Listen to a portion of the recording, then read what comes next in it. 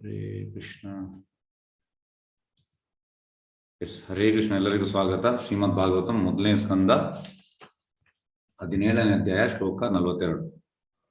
ವೃಷಸ್ಯ ನಷ್ಟಾಂತ್ರೀನ್ ಪಾದನ್ ತಪಾ ಶೌಚಂ ದಯಾಂ ಇತಿ ಪ್ರತಿಸಂದದೆ ಆಶ್ವಸ್ಯ ಮಹಿಂ ಚ ಸಮವರ್ಧಯತ್. ಅನುವಾದ.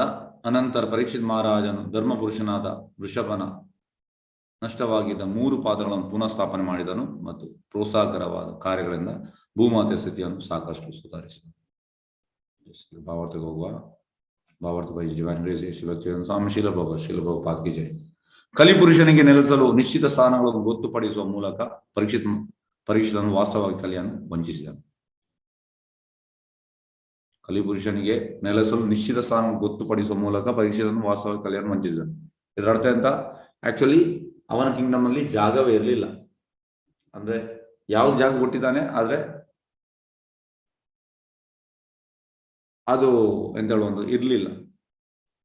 ಈ 4 ಬೇಡದು ಯಾವ್ದು ಆಗ್ತಾ ಇರಲಿಲ್ಲ. ಹಾಗಾಗಿ ಈ ರೀತಿ ಕಲಿಯ ಎತ್ತಿನ ರೂಪದ ಧರ್ಮದ ಮತ್ತು ಭೂಮಿಯ ರೂಪದ ಹಸುವಿನ ಸಮ್ಮುಖದಲ್ಲಿ ಅವನು ತನ್ನ ಸಾಮ್ರಾಜ್ಯ ಸಾಮಾನ್ಯ ಸ್ಥಿತಿಯನ್ನು ವಾಸ್ತವವಾಗಿ ಅಂದಾಜು ಮಾಡಬಲ್ಲವನಾಗಿದ್ದ. ನೋಡಿ, ಒಳ್ಳೆ ಅಂದ್ರೆ ಹೇಗೆ ಅಂದ್ರೆ ವೈಕುಂಠ ತರ ಇತ್ತು ಅವನ ರೂಲಿಂಗ್ ಅಲ್ಲಿ, ಅವನ ರಾಜ್ಯ ಆ ರೀತಿ ಇತ್ತು. ಹಾಗೆ ಕಲಿಗೆ ಚಾನ್ಸೇ ಇರಲಿಲ್ಲ. ಆದ್ರಿಂದ ಕೂಡಲೇ ಅವನು ಎತ್ತಿನ 3 ಕಾಳುಗಳಿರುವ ತಪಸ್ಸು, ಶುಚಿತ್ವ, ದಯಗಳನ್ನು ಪುನಃ ಸ್ಥಾಪಿಸಲು ಸೂಕ್ತ ಕಾರ್ಯವನ್ನು ಕೈಗೊಂಡ. ನೋಡಿ, ಇದನ್ನು ಆಕ್ಚುಲಿ ನಮ್ಮ ಸೋಕಾಲ್ಡ್ ಪೊಲಿಟಿಷಿಯನ್ ಅವರು ಇದನ್ನು ಮಾಡ್ಬೇಕು. ಅವರು ಅಂದ್ರೆ ಅವರೇ ಪರ್ಮಿಷನ್ ಕೊಡ್ತಾರೆ, ಅವರು ಕೂಡ ಅದನ್ನು ಮಾಡ್ತಾರೆ. ಬೇಡ, ಅದು ಕೈಗೊಂಡ. ಲೋಕ ಜನತೆಯ ಸಾಮಾನ್ಯ ಹಿತಕ್ಕಾಗಿ ಮತ್ತು ಸ್ಥಿರತೆಗಾಗಿ ಚಿನ್ನದ ಸಂಚಯವನ್ನು ಬಳಸಬಹುದೆಂಬುದನ್ನು ಕಂಡುಕೊಂಡ. ನೋಡಿ, ಚಿನ್ನವನ್ನು ಕೃಷ್ಣನಿಗೆ ಯೂಸ್ ಮಾಡ್ಬೋದು ನಾವು. ಹೇಗೆ ಅಂದ್ರೆ ಚಿನ್ನವನ್ನು ನಾವು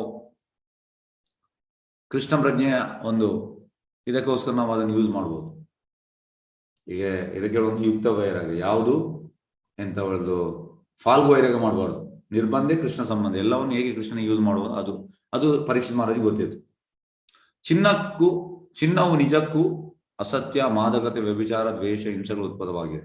ಆದರೆ ಯೋಗ್ಯರಾದ ರಾಜ, ಜನನಾಯಕ, ಬ್ರಾಹ್ಮಣ, ಸನ್ಯಾಸಿ ಇಂಥವರ ಮಾರ್ಗದರ್ಶನದ ಅದೇ ಚಿನ್ನವನ್ನು ಧರ್ಮಪುರುಷನ ಎತ್ತಿನ ಕಳೆದು ಹೋದ ಕಾಲುಗಳನ್ನು ಮರಳಿ ಪಡೆಯಲು ಸಕ್ರಮವಾಗಿ ಉಪಯೋಗಿಸಿಕೊಳ್ಳಬಹುದು. ನೋಡಿ, ನಾವು ಡೌಟೇಲ್ ಮಾಡ್ಬೇಕು ಅಷ್ಟೇ. ಚಿನ್ನವನ್ನು ಕೃಷ್ಣ ಪ್ರಜ್ಞೆಯಲ್ಲಿ ನಾವು ಯೂಸ್ ಮಾಡಿದ್ರೆ ಅದು ಏನಾಗುವುದಿಲ್ಲ. ನಮ್ಗೆ ಅದರ ಎಂತ ಹೇಳುವಂಥದ್ದು ಯಾವುದೇ ಪ್ರಾಬ್ಲಮ್ ಇಲ್ಲದೆ ಪ್ರಾಬ್ಲಮ್ ನಮಗೆ. ಆದ್ದರಿಂದಲೇ ಪರೀಕ್ಷಿತ್ ಮಹಾರಾಜನು ತನ್ನ ಪಿತಾಮಹನಾದ ಅರ್ಜುನನಂತೆ ನ್ಯಾಯ ವಿರುದ್ಧವಾದ ಮತ್ತು ಕಲಿಯ ಪ್ರವೃತ್ತಿಗೆ ಆಸ್ಪದ ಮಾಡುವ ಚಿನ್ನವನ್ನು ಸಂಗ್ರಹಿಸಿ ಅದನ್ನು ಶ್ರೀಮದ್ ಭಾಗವತದ ಬೋಧನೆಯಂತೆ ಸಂಕೀರ್ತನ ಯಜ್ಞವಾಗಿ ಉಪಯೋಗಿಸೋಣ. ಇವು ಯಾವುದಕ್ಕೆ ಯೂಸ್ ಮಾಡಿದ ಹಣವನ್ನು, ಚಿನ್ನವನ್ನು? ಸಂಕೀರ್ತನ ಯಜ್ಞಕ್ಕಾಗಿ. ನಾವು ಹಿಂದೆ ಸೂಚಿಸಿದಂತೆ ಒಬ್ಬನ ಸಂಚಿತ ಐಶ್ವರ್ಯವನ್ನು ವಿತರಣೆಗಾಗಿ 3 ಭಾಗ ಮಾಡಬಹುದು. ಇದು 3 ಭಾಗ ಯಾರ್ದು ಅಂದ್ರೆ ಪ್ರಭುಪಾದ ಹೇಳ್ತಾರೆ. ರೂಪ ಗೋಸ್ವಾಮಿ ಎಕ್ಸಾಂಪಲ್ ಕೊಡ್ತಾರೆ. ರೂಪ ಗೋಸ್ವಾಮಿ 50% ಈ ಕೃಷ್ಣ ಪ್ರಜ್ಞೆ ರಿಲೇಟೆಡ್ ಕೊಟ್ಟರು, 25% ಫ್ಯಾಮಿಲಿ ಕೊಟ್ಟರು, 25% ಸೇಫ್ಟಿಗೆ ಇಟ್ಟರು. ಆ ಸೇಫ್ಟಿಗೆ ಇಟ್ಟದನ್ನು ಕೂಡ ಅವರ ಅಣ್ಣ ಜೈಲಿಂದ ಬರುವಾಗ ಅದನ್ನು ಯೂಸ್ ಮಾಡಿದ್ರು. ಹಾಗೆ ಈ ರೀತಿ ಮಾಡ್ಬೇಕಂತೆ ಪ್ರಭುಪಾದ ಅದನ್ನು ಇಲ್ಲಿ ಇನ್ನೊಮ್ಮೆ ಹೇಳ್ತಾರೆ. 3 ಭಾಗ ಮಾಡಬಹುದು. ಭಗವಂತನ ಸೇವೆಗಾಗಿ ಅರ್ಧ ಭಾಗವನ್ನು ಕುಟುಂಬದ ಫಸ್ಟಿಗೆ ಭಗವಂತನ ಸೇವೆ ಅರ್ಧ ಭಾಗ, ಕುಟುಂಬದ ಸದಸ್ಯರಿಗಾಗಿ 1/4 ಭಾಗ, ವೈಯಕ್ತಿಕ ಅವಶ್ಯಕತೆಗಳಾಗಿ ಉಳಿದ 1/4 ಭಾಗವು ತೆಗೆದಿರಿಸಬೇಕು. ಈ ರೀತಿ ಮಾಡಿದ್ರೆ ನಮ್ಗೆ ಏನು ಪ್ರಾಬ್ಲಮ್ ಬರುವುದಿಲ್ಲ. ಆದ್ರೆ ಈ ರೀತಿ ಮಾಡ್ಬೇಕಿದ್ರೆ ನಾವು ಉನ್ನತ ಮಾಡೋದು ಕೃಷ್ಣ ಪ್ರಜ್ಞೆ ಇರಬೇಕು.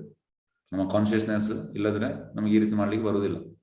ಯಾಕೆಂದ್ರೆ ಈ ಕಾಮ, ಕ್ರೋಧ, ಮದ, ಮೋಹ, ಮತ್ಸರ್ಯ, ಹಸು ಇದೆಲ್ಲ ಒಳಗಿರುವ ಕಾರಣ ನಮಗೆ ಇದು ಮಾಡ್ಲಿಕ್ಕೆ ಬರ್ತಾ ಇಲ್ಲ. ಆಕ್ಚುಲಿ ನಾವು ಭಕ್ತಿಯಲ್ಲಿ ಅಡ್ವಾನ್ಸ್ ಆದ ಕೂಡಲೇ ಇದೆಲ್ಲ ಹೊರಗೆ ಬರ್ತದೆ. ಆಗ ನಮ್ಗೆ ಒಳಗೆ ಕೃಷ್ಣನಿಗೆ ಚಾನ್ಸ್ ಇರ್ತದೆ. ಒಳಗೆ ಈಗೆಂತಾಗಿದ್ರೆ ಕೃಷ್ಣನಿಗೆ ಒಳಗೆ ಕೂತ್ಕೊಳ್ಳಿಕ್ಕೆ ನಾವು ಪ್ಲೇಸ್ ಕೊಡ್ಲಿಲ್ಲ. ಈಗ ಪರಮಾತ್ಮಗೆ ಇದ್ದಾನೆ, ಆದ್ರೆ ನಾವು ಅವನಿಗೆ ಹೇಗೆ ಅಂದ್ರೆ ಒಟ್ಟು ಅವನು ನಿಂತಿದ್ದಾನೆ ಅಷ್ಟೇ, ನಾವು ಅವನಿಗೆ ಚೇರ್ ಕೊಡ್ಲಿಲ್ಲ.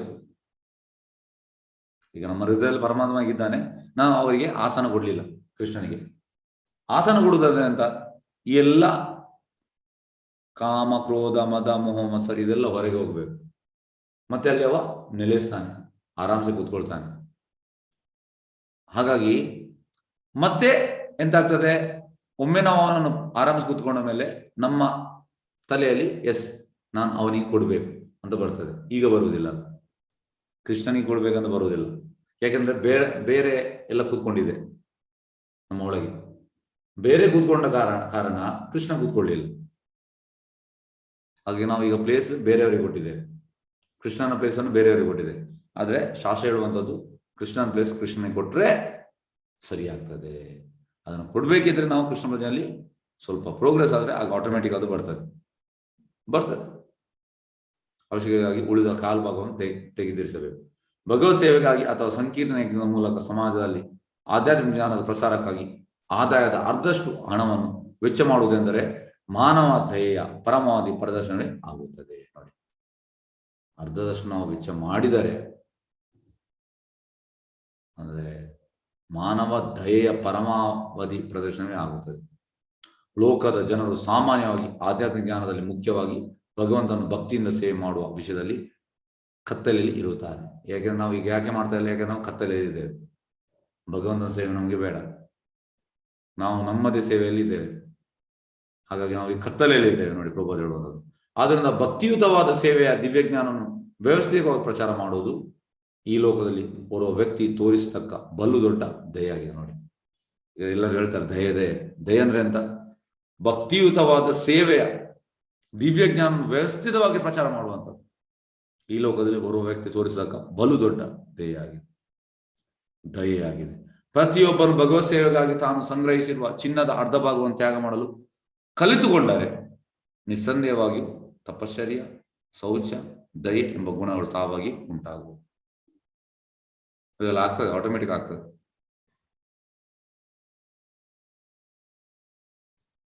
ಇದರಿಂದ ಧರ್ಮಪುರುಷನ ಕಳೆದುಕೊಂಡ ಪಾದಗಳು ತಾನಾಗಿಯೇ ನೆಲೆಗೊಳ್ಳುವವು.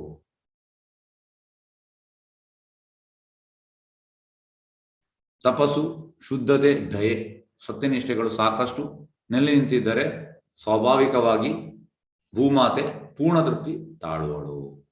ಆಗ ಪೂರ್ಣ ತೃಪ್ತಿ ಆಗ್ತದಂತೆ. ಆಗ ಕಲಿಪುರುಷನಿಗೆ ಮಾನವ ಸಮಾಜ ರಚನೆಯಲ್ಲಿ ಒಳಗೆ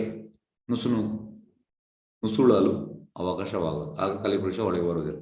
ನೋಡಿ, ಈ ರೀತಿ ಮಾಡಿದ್ರೆ ಹಾಗಾಗಿ ಈಗ ಈ ಭಾವಾರ್ಥದ ಮೇನ್ ಪಾಯಿಂಟ್ ಅಂತಂದ್ರೆ ನಾವು ಭಗವಂತನಿಗೆ ಕೊಡುವುದು ಕಲಿಬೇಕು. ನಾವು ಭಗವಂತನಿಗೆ ಆಕ್ಚುಲಿ ಎಲ್ಲವೂ ಭಗವಂತ ಅಂದ್ರೆ, ಆದ್ರೆ ನಾವು ಭಗವಂತನಿಗೆ ಕೊಡ್ಲಿಕ್ಕೆ ಕಲಿಬೇಕು. ಹೇಗಂದ್ರೆ ನೋಡಿ, ಈಗ ಕೆಲವೊಮ್ಮೆ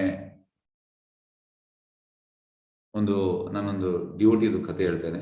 ಇದು ಆಂಧ್ರ ಪ್ರದೇಶದ ಒಂದು ಡಿವೋಟಿ.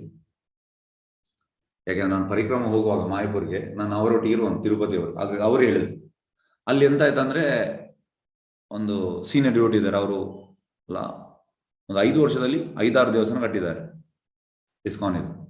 ಹಾಗಾಗಿ ಒಂದು ಕಡೆ ಎಂತ ಆಯ್ತು ಅಂದ್ರೆ, ಅವರು ದೇವಸ್ಥಾನ ಕಟ್ಟುವಾಗ ಒಬ್ರು ಡಿವೋಟಿ, ಅವರು ಒಳ್ಳೆ ಹಣ ಇದ್ದವರು, ಅಂದ್ರೆ ಪ್ರೊಫೆಷನ್ ಡಾಕ್ಟರ್.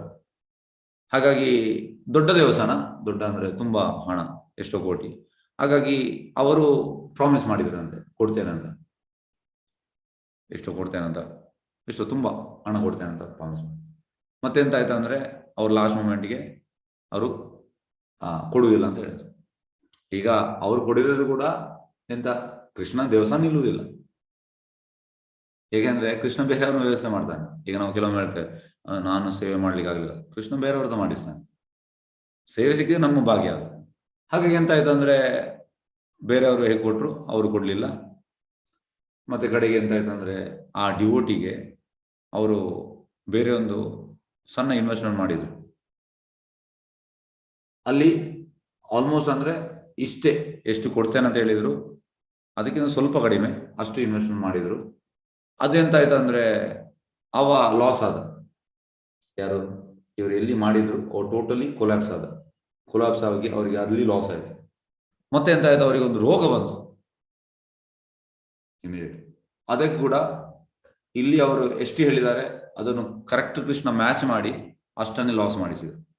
ಈಗ ನೋಡಿ, ಅವರು ಕೊಡ್ತಿದ್ರೆ ಎಂತ ಆಗ್ತಿತ್ತು, ಕೊಡದೆ ಅದು ಹೋಯ್ತು. ಯಾಕೆಂದ್ರೆ ಕೃಷ್ಣ ಅದನ್ನು, ಆದ್ರೆ ಇಲ್ಲಿ ಎಂತ ಆಯ್ತು, ಆ ದೇವಸ್ಥಾನ ಆಯ್ತು ಬೇರೆಯವರಿಂದ ಯೂಸ್ ಮಾಡಿದ್ರು. ಹಾಗೆ ಈ ರೀತಿಯೆಲ್ಲ ನಾವು ಯೋಚನೆ ಮಾಡಿದ್ರೆ ಆಕ್ಚುಲಿ ಅಂದ್ರೆ ಎಂತ ಹೇಳುವಂಥದ್ದು, ಆ ನಾವು ಎಣಿಸುವಂಥದ್ದು ಆ ಹಣ ನಮ್ಮ ಹತ್ರ ಇರ್ತದೆ ಅಂತ ಇಲ್ಲ, ಬೇರೆ ರೀತಿಯಲ್ಲಿ ಹೋಗ್ತದೆ. ಹಾಗಾಗಿ ಯಾಕೆ ಕೃಷ್ಣನಿಗೆ ಹೋಗಬಾರ್ದು, ಈ ರೀತಿ ನಮ್ಗೆ ಈ ರೀತಿ ಯೋಚನೆ ಬರಬೇಕಿದ್ರೆ ನಾವು ಸ್ವಲ್ಪ ಅಡ್ವಾನ್ಸ್ ಆಗಬೇಕು.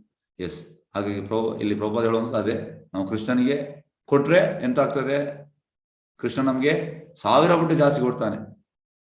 ಪ್ರಭುಪಾದ ಹೇಳ್ತಾರೆ, ಪ್ರಭುಪಾದ ನೋಡಿ 40 ರೂಪಾಯಿ ಇಟ್ಕೊಂಡು ಅಮೆರಿಕಕ್ಕೆ ಹೋದ್ರು. ಪ್ರಭುಪಾದ 10 ವರ್ಷ ಬಿಟ್ಟು 40 ಕೋಟಿದು ಅಸೆಟ್ ಆಯ್ತು, ಅದು 108 ದೇವಸ್ಥಾನ. ಪ್ರಭುಪಾದ ಹೇಳ್ತಾರೆ, ಪ್ರಾಕ್ಟಿಕಲಿ ಐ ವಾಸ್ ಬೆಗ್ಗರ್, ನಾನು ಭಿಕ್ಷುಕನಾಗಿದೆ. ಆಕ್ಚುಲಿ ಪ್ರಭುಪಾದ ಬೆಗ್ಗರ್, ಅದು ನಮ್ರತೆ ಪ್ರಭುಪಾದ ಇದು. ಆದರೆ 40 ರೂಪಾಯಿ ಇಟ್ಕೊಂಡು ಹೋಗಿದೆ. ಈಗ ಕೃಷ್ಣನ ಹತ್ರ 40 ಕೋಟಿದು ಅಸೆಟ್ ಮಾಡಿಸಿದ. ಪ್ರಭುಪಾದ ಅಲ್ಲಿ ಹೇಳ್ತಾರೆ, ಪ್ರಭುಪಾದ ಕೃಷ್ಣ ಒಮ್ಮೆ ಕೊಟ್ರೆ ಈ 2 ಕೈ ಸಾಲದಂತೆ, ಅಷ್ಟು ಕೊಡ್ತಾನೆ. ಆದ್ರೆ ನಮ್ಗೆ ಈ 2 ಕೈ ಕೂಡ ಕೊಡುವಾಗ ಇಡಲಿಕ್ಕೆ ಸಾಧ್ಯ ಇಲ್ಲ ಅಷ್ಟು. ಹಾಗಾಗಿ ನೋಡಿ, ನಾವು ಕೊಟ್ರೆ ನಾವೇನು ಕಡಿಮೆ ಆಗುದಲ್ಲ, ನಮ್ಗೆ ಕೃಷ್ಣ ಜಾಸ್ತಿಯೇ ಕೊಡ್ತಾನೆ ಹೊರತು ಕಡಿಮೆ ಆಗುದು. ಹಾಗಾಗಿ ಪ್ರಭುಪಾದಲ್ಲಿ ಹೇಳುವಂಥದ್ದು, ನಾವು ಅರ್ಧ ಭಾಗದಷ್ಟು ಕೊಡಬೇಕು. ಆದ್ರೆ ಅರ್ಧ ಭಾಗದಷ್ಟು ಕೊಡ್ಲಿಕ್ಕೆ ನಾವು ಸ್ವಲ್ಪ ಅಡ್ವಾನ್ಸ್ ಇಲ್ಲ ಕೊಡ್ಲಿಕ್ಕೆ ಆಗುದಿಲ್ಲ, ನಾವು ಸ್ವಲ್ಪ ಸ್ವಲ್ಪ ಕೊಡ್ತಾ ಬರ್ಬೇಕು ಭಗವಂತನಿಗೆ. ಎಸ್, ಶ್ಲೋಕ 43-44. ಸ ಏಷ ಏತರ್ಹಿ ಅಧ್ಯಾಸ್ತೆ ಆಸನಂ ಪಾರ್ಥಿವ ಉಚಿತಂ ಪಿತಾಮಹೇನ ಉಪನ್ಯಸ್ತಂ ರಾಜ್ಞಾ ಅರಣ್ಯಂ ವಿವೀಕ್ಷತ ಆಸೆ ಅಧುನಾ ಸ ರಾಜರ್ಷಿ ಕೌರವ ಇಂದ್ರ ಶ್ರಿಯ ಉಲ್ಲಸನ್ ಧ್ವಜಾಹವ್ಯಯೇ ಮಹಾಭಾಗ ಚಕ್ರವರ್ತಿ ಬೃಹಷ್ಟವ. ಅನುವಾದ: ಯುಧಿಷ್ಠಿರ ಮಹಾರಾಜನು ತಾನು ಕಾಡಿಗೆ ಹೋಗಲು ಬಯಸಿ ತನ್ನ ಹಸ್ತಿನಾಪುರ ಸಾಮ್ರಾಜ್ಯನ ಮೊಮ್ಮಗ ಪರೀಕ್ಷಿತನಿಗೆ ವಹಿಸಿಕೊಟ್ಟ.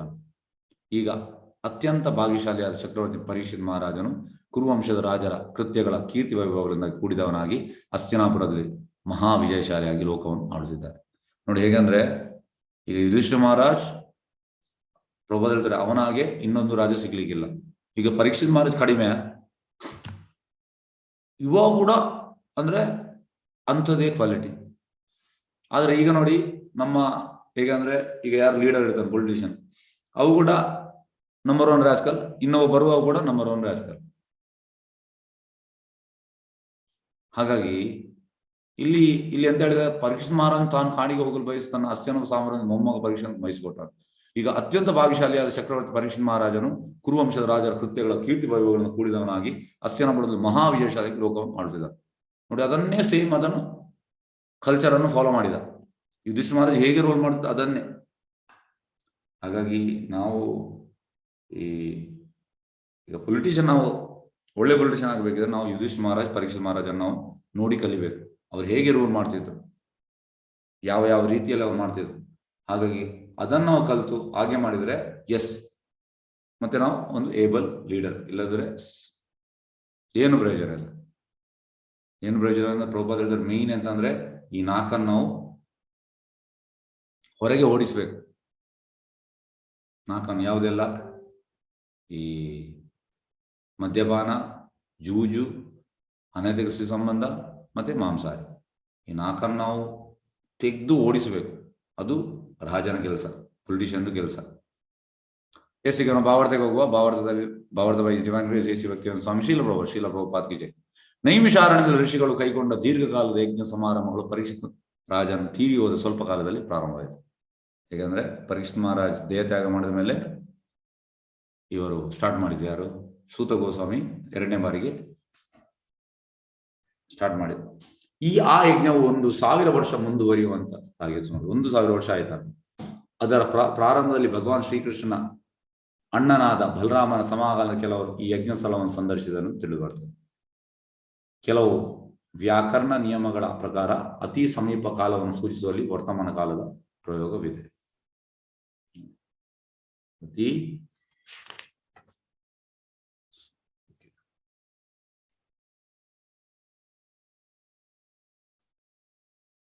ಪ್ರೆಸೆಂಟ್ ಟೆನ್ಸ್ ಅಂದ್ರೆ ವರ್ತಮಾನ ಕಾಲ. ನೆಕ್ಸ್ಟ್ ಎಂತ ಬರ್ತದೆ ಅದು ಗೊತ್ತಾಗ್ಲಿಕ್ಕೆ ಯೂಸ್ ಮಾಡಿ. ಓಕೆ, ಆದರೆ ವರ್ತಮಾನ ಕಾಲವನ್ನು ಇಲ್ಲಿ ಪರೀಕ್ಷಿತರ ಆಳ್ವಿಕೆ ಅನ್ವಯಿಸಲಾಗಿದೆ. ವರ್ತಮಾನ ಕಾಲ, ಪ್ರೆಸೆಂಟ್ ಟೆನ್ಸ್, ಪ್ರೆಸೆಂಟ್ ಯುಗ. ಮುಂದುವರಿತಿರುವ ಸಂಗತಿಯನ್ನು ಸೂಚಿಸುವಾಗಲೂ ವರ್ತಮಾನ ಕಾಲವನ್ನು ಉಪಯೋಗಿಸಬಹುದು. ಮುಂದುವರೆದ ಕಾಲಕ್ಕೆ ಕೂಡ ವರ್ತಮಾನ ಕಾಲ ಉಪಯೋಗಿಸಬಹುದು. ಪರೀಕ್ಷಿತ್ ಮಹಾರಾಜನ ತತ್ವಗಳನ್ನು ಈಗಲೂ ಮುಂದುವರಿಸಬಹುದು. ಅಧಿಕಾರಿಗಳು ನಿರ್ಧಾರ ಮಾಡಿದರೆ ಈ ತತ್ವಗಳಿಂದ ಸಮಾಜೋದ್ಧಾರ ಮಾಡಬಹುದು. ಸಮಾಜ ಉದ್ಧಾರ ಆಗ್ಬೇಕಿದ್ರೆ ಪರೀಕ್ಷಿತ್ ಮಹಾರಾಜ ಎಂತೆಲ್ಲ ತತ್ವ ಯೂಸ್ ಮಾಡಿದ ಅದನ್ನು ಯೂಸ್ ಮಾಡ್ಬೇಕಂತ. ಪರೀಕ್ಷಿತ್ ಮಹಾರಾಜನಂತೆ ನಾವು ಕೂಡ ಕಾರ್ಯಗೆ ಕೈಗೊಳ್ಳಲು ದೃಢ ನಿರ್ಧಾರ ಮಾಡಿದರೆ ಕಲಿಪುರುಷನಿಂದ ಪ್ರಚುರವಾದ ನೀತಿ ಬಾಹಿರ ಚಟುವಟಿಕೆಗಳನ್ನು ರಾಜ್ಯದಿಂದ ಕಿತ್ತೊಗೆಯಬಹುದು. ನೋಡಿ, ಇದೆಲ್ಲ ಪೊಲಿಟಿಷಿಯನ್ ಅವರದ್ದು ಕೆಲಸ. ಅವರು ಪರೀಕ್ಷಿತ್ ಮಹಾರಾಜ ಎಂತ ಮಾಡಿದ ಅದನ್ನು ಅವ್ರು ಫಾಲೋ ಮಾಡ್ಬೇಕಂತ ಪ್ರಭುಪಾದ ಹೇಳ್ತಾರೆ.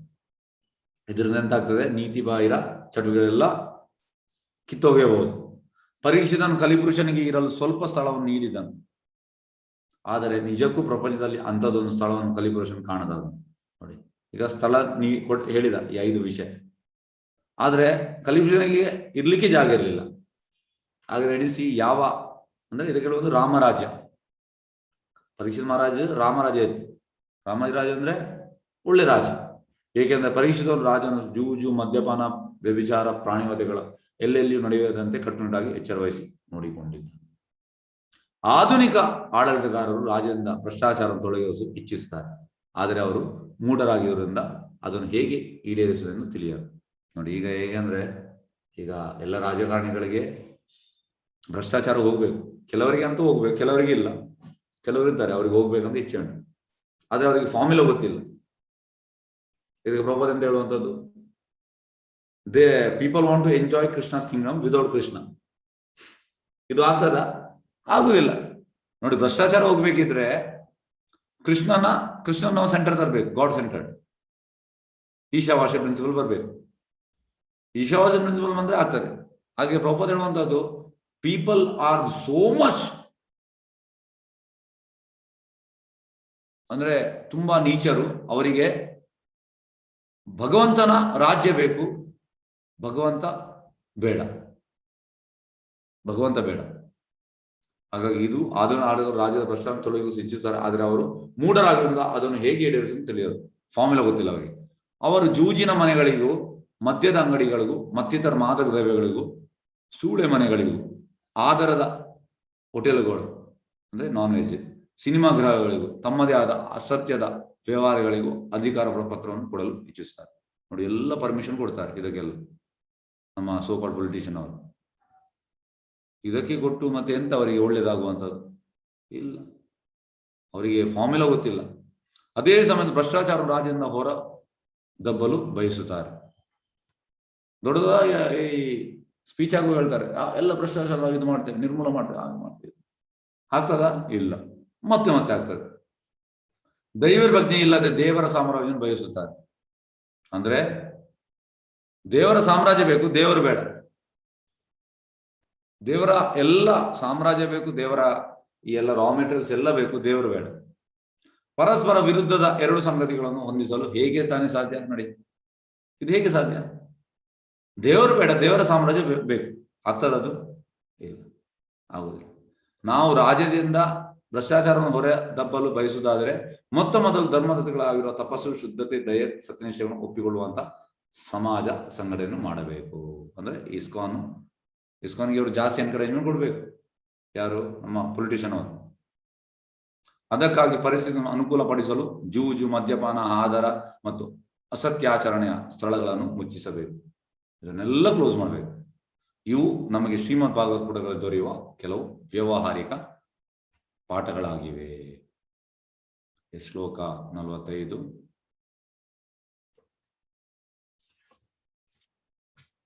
ಇತ್ತಂ ಭೂತ ಅನುಭಾವ ಅಯಂ ಅಭಿಮನ್ಯು ಸುತ ನೃಪ ಯಸ್ಯ ಪಾಲಯತ ಕ್ಷೌನಿ ಯೂಯಂ ಸತ್ರಾಯ ದೀಕ್ಷಿತ.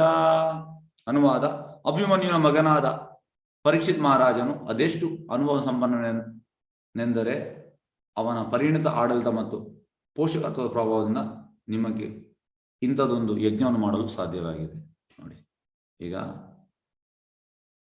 ಪರೀಕ್ಷಿತ್ ಮಹಾರಾಜನ ಒಂದು ಕೃಪೆಯಿಂದ ಇವರಿಗೆ ಆ 2ನೇ ಬಾರಿ ಭಾಗವತನ ಕೇಳಲಿಕ್ಕೆ ಮತ್ತೆ ಯಜ್ಞ ಮಾಡಲಿಕ್ಕೆ ಆಗ್ತಾ ಉಂಟು ಅಂತ ಇಲ್ಲಿ ಹೇಳ್ತಾ ಇದ್ದಾರೆ. ಎಸ್, ಈಗ ಭಾವಾರ್ಥಕ್ಕೆ ಹೋಗುವ. ಭಾವಾರ್ಥ by divine grace A C Bhaktivedanta Swami Shrila Prabhupada Vijay. ಬ್ರಾಹ್ಮಣರು ಮತ್ತು ಸನ್ಯಾಸಿಗಳು ಸಮಾಜವನ್ನು ಆಧ್ಯಾತ್ಮಿಕ ಪ್ರಗತಿಯಲ್ಲಿ ಒಯ್ಯಲು ಪರಿಣಿತರು. ಸನ್ಯಾಸಿ ಮತ್ತೆ ಬ್ರಾಹ್ಮಣರು ಇವರು ಆಧ್ಯಾತ್ಮಿಕ ಪ್ರಗತಿಯಲ್ಲಿ ಒಯ್ಯಲು ಪರಿಣಿತರು. ಕ್ಷತ್ರಿಯರು ಅಥವಾ ಆಡಳಿತಗಾರರು ಮಾನವ ಸಮಾಜದ ಲೌಕಿಕ ಶಾಂತಿ ಸಮೃದ್ಧಿಗಳ ಸಾಧನೆಯಲ್ಲಿ ನಿಪುಣರು. ಮಾನವ ಸಮಾಜದ ಲೌಕಿಕ ಶಾಂತಿ ಬೇಕಿದ್ರೆ ಯಾರು? ಕ್ಷತ್ರಿಯರು ಮತ್ತೆ ಆಡಳಿತ, ಪೊಲಿಟಿಷಿಯನ್ಸ್ ಮತ್ತೆ ಅಡ್ಮಿನಿಸ್ಟ್ರೇಟಿವ್ ಡಿಪಾರ್ಟ್ಮೆಂಟ್, ಅಡ್ಮಿನಿಸ್ಟ್ರೇಟರ್ಸ್. ಈ ಎರಡು ಬಗೆಯವರು ಸಕಲ ಸೌಖ್ಯಗಳ ಆಧಾರ ಸ್ತಂಭಗಳಾಗಿರುತ್ತಾರೆ. ಈಗ ನೋಡಿ, ಇದು ಆಧಾರ ಸ್ತಂಭಗಳಿಲ್ಲ, ಸರಿಯಾದ ಬ್ರಾಹ್ಮಣ ಇಲ್ಲ, ಸರಿಯಾದ ಸನ್ಯಾಸಿ ಇಲ್ಲ, ಪೊಲಿಟಿಷಿಯನ್ ಇಲ್ಲ, ಅಡ್ಮಿನಿಸ್ಟ್ರೇಟರ್ ಕೂಡ ಇಲ್ಲ ಸರಿಯಾಗಿ. ಹಾಗಾಗಿ ಪ್ರಾಬ್ಲಮ್ ಆಗಿದೆ ನಮಗೆ. ನೋಡಿ, ಆಧಾರ ಸ್ತಂಭಗಳು ಆಗಿರುತ್ತಾರೆ. ಆದ್ದರಿಂದ ಅವರು ಸಾಮಾನ್ಯ ಹಿತಕ್ಕಾಗಿ ಪೂರ್ಣ ಸಹಕಾರ ನೀಡಲಿಕ್ಕೆ ಇರುವವರು. ಅಂದ್ರೆ ಎಲ್ಲರ ಒಂದು ಹಿತ ನೋಡ್ಬೇಕು ಅವ್ರ ಯೋಚನೆ. ಆದ್ರೆ ಅವರೆಂತ ಮಾಡ್ತಾರೆ? ಅವರದೇ ನೋಡುವಂಥದ್ದು, ಜನರ ಹಿತ ನೋಡುವುದಿಲ್ಲ. ಪರೀಕ್ಷೆ ಮಹಾರಾಜನ ಕಲಿಯನ್ನು ಅವನ ಕಾರ್ಯಕ್ಷೇತ್ರದಿಂದ ಹೊರದೋಡಿಸಲು, ಅದರಿಂದಾಗಿ ರಾಜ್ಯವನ್ನು ಆಧ್ಯಾತ್ಮಿಕ ಜ್ಞಾನದ ಬೆಳಕನ್ನು ಸ್ವೀಕರಿಸಿ ಮಾಡಲು ಬೇಕಾಗುವ ಅನುಭವವುಳ್ಳವನು. ನೋಡಿ,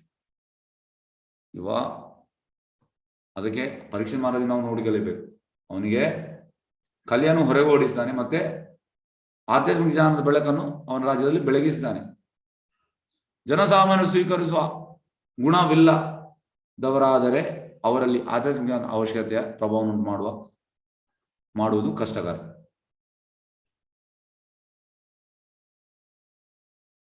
ನೋಡಿ, ಸ್ವೀಕರಿಸುವ ಗುಣ ಇಲ್ಲ ಈಗ ಯಾರಾದ್ರೂ ಕೂಡ, ಅವರಲ್ಲಿ ಆಧ್ಯಾತ್ಮಿಕ ಅವಶ್ಯಕತೆ ಪ್ರಭಾವವನ್ನು ಮಾಡುವುದು ಕಷ್ಟಕರ. ತಪಸ್ಸು, ಶುದ್ಧತೆ, ದಯೆ, ಸತ್ಯನಿಷ್ಠೆಗಳು ಧರ್ಮದ ಮೂಲಭೂತ ತತ್ವಗಳಾಗಿದ್ದು ಆಧ್ಯಾತ್ಮಿಕ ಜ್ಞಾನ ಅಭಿವೃದ್ಧಿಯ ಸ್ವೀಕಾರಕ್ಕೆ ಭೂಮಿಕೆಯನ್ನು ಸಿದ್ಧಪಡಿಸುವುದು. ನೋಡಿ, ಇದು ಮೂಲಭೂತ ತತ್ವ. ಈಗ ಅಟ್ ಪ್ರೆಸೆಂಟ್ ಕಲಿಯುಗದಲ್ಲಿ ಇದಿಲ್ಲ. ಪರೀಕ್ಷಿತ್ ಮಹಾರಾಜನು ಇಂಥ ಅನುಕೂಲ ಸ್ಥಿತಿಯು ಸಾಧ್ಯವಾಗುವಂತೆ ಮಾಡಿದನು. ಹಾಗೆ ರಾಜ ಮಾಡ್ಬೇಕು, ಪೊಲಿಟಿಷಿಯನ್ ಇದನ್ನು ಮಾಡ್ಬೇಕು, ಅನುಕೂಲವಾಗ ಇದನ್ನೆಲ್ಲ. ಈ ತಪಸ್ಸು, ಶುದ್ಧತೆ, ದಯೆ, ಸತ್ಯನಿಷ್ಠೆ ಇದೆಲ್ಲ ಜನರಿಗೆ ಅನುಕೂಲವಾಗಿ ಮಾಡಬೇಕು. ಹೀಗೆ ನೈಮಿಷಾರಣ್ಯ ಋಷಿಗಳು 1000 ವರ್ಷಗಳವರೆಗೆ ಯಜ್ಞವನ್ನು ಮಾಡಲು ಶಕ್ತರಾದರು. ಇದು ಯಾರಿಂದ? ಪರೀಕ್ಷಿತ್ ಮಹಾರಾಜರಿಂದ. ಬೇರೆ ಮಾತುಗಳು ಹೇಳುವುದಾದರೆ, ರಾಜ್ಯದ ಸಹಾಯವಿಲ್ಲದಿದ್ದರೆ ಯಾವ ದಾರ್ಶನಿಕ ತತ್ವಗಳಾಗಲಿ ಅಥವಾ ಧರ್ಮ ತತ್ವಗಳಾಗಲಿ ಪ್ರಗತಿಗೊಳ್ಳಲಾರದು. ಹಾಗಾಗಿ ಈಗ ಯಾರ್ದು ಮೇನ್ ಅಂತ? ಪೊಲಿಟಿಷಿಯನ್. ಅವನಿಗೆ ಎಂತ ಬೇಕಿದ್ದು ಮಾಡ್ಬೋದು.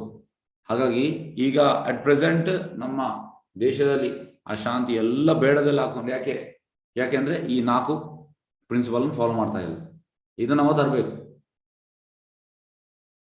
ಪ್ರಗತಿಗೊಳ್ಳಲಾರ. ನೋಡಿ, ಈ ಸಾಮಾನ್ಯ ಹಿತ ಕಾರ್ಯಕ್ಕಾಗಿ ಬ್ರಾಹ್ಮಣರಲ್ಲಿಯೂ ಕ್ಷತ್ರಿಯರಲ್ಲೂ ಪರಸ್ಪರ ಸಂಪೂರ್ಣ ಸಹಕಾರವಿರಬೇಕು. ಅಂದ್ರೆ ಕ್ಷತ್ರಿಯನಾದವನು ಸರಿಯಾದ ವೈಷ್ಣವ, ಈ ಬ್ರಾಹ್ಮಣ ಪರಮಹಂಸರಿಂದ ಮಾರ್ಗದರ್ಶನ ಪಡಿಬೇಕು, ಸಹಕಾರ. ಇದೇ ಬಗೆಯ ಸ್ಫೂರ್ತಿಯು ಅಶೋಕ ಮಹಾರಾಜನ ಕಾಲದ ತನಗೂ ಇದ್ದಿತು. ಬುದ್ಧದೇವನು ಅಶೋಕ ಮಹಾರಾಜನಿಂದ ಸಾಕಷ್ಟು ಬೆಂಬಲವನ್ನು ಪಡೆದನು. ಇದು ನಿಮಗೆಲ್ಲರಿಗೂ ಗೊತ್ತುಂಟು.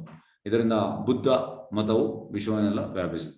ಇಲ್ಲಿಗೆ ಶ್ರೀಮದ್ ಭಾಗವತದ 1ನೇ ಸ್ಕಂದದ ಕಲಿಯುಗ ದಂಡನೆ ಮತ್ತು ಬಹುಮಾನ ಎಂಬ 17ನೇ ಅಧ್ಯಾಯದ ಭಕ್ತಿವೇದಾಂತ ಭಾವಾರ್ಥವು ಮುಗಿಯಿತು. ಎಸ್ ಕೃಷ್ಣ ಚೈತನ್ಯ.